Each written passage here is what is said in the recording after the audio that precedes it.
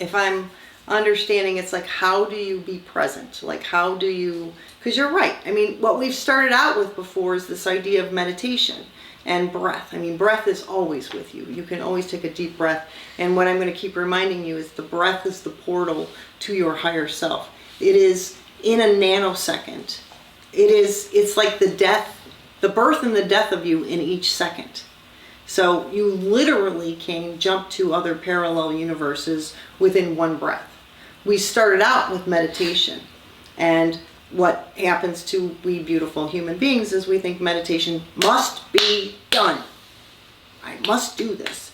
And now where we're at is nothing needs to be done.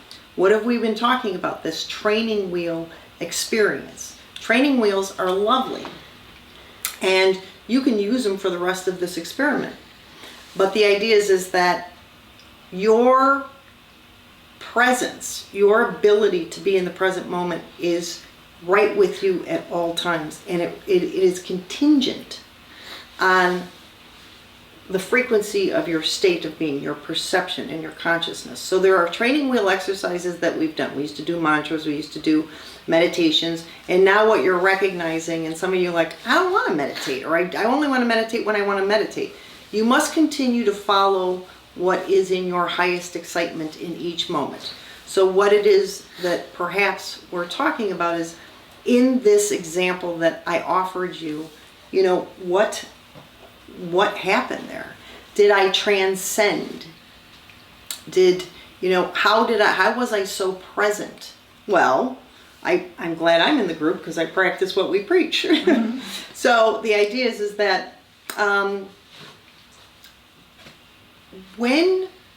I guess, you know, we're gonna kind of rely on linear time a little bit here, but what we're talking about is, how am I going to put this?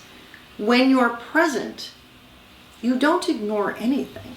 You don't ignore anything, whether it's negative, positive. You don't ignore anything. You just, because of the work that you're doing, and it's evident to you guys, and it's going to become more evident to you, is that your power is in the present moment. Now, that's why I'm wondering if, as I kind of ramble on here, if there's a question that you have, because I could take this a billion different ways. So, or did anybody else have a question based on what our friend said? Yes. There's a significance to the grocery store for you, and I'm curious. There is, isn't there? Well, and I know that sounds funny. It's true. But there's a significance, and so you've had 2 stories now of very provocative things happening at the grocery store. 2? Yes, last seminar. 9. She's got More, okay, so Petri dish for me. 2 that I remember recently. 2 in the last, each. So my question is what is it about your state of being at those moments when you're at the grocery store that changes your reality? I love it. Great question. So now the question is, and help me out because we're going to go with this, is there a thought that when I go to the grocery store, something, because I don't know, is something going on with the state of my being?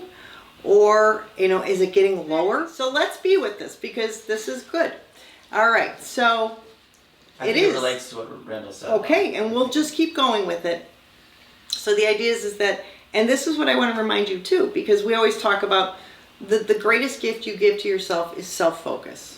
You're allowing the limiting beliefs to come to the surface. You're moving from judgment to observation. You're moving from reaction to responding. You're doing all of these things. Perfectly? No, that's not the gig. That's not what I'm talking about. But you're building a more conscious relationship with all of it. And that's all self-focus. And when you really get into self-focus, there's an extra special realization that it isn't about you.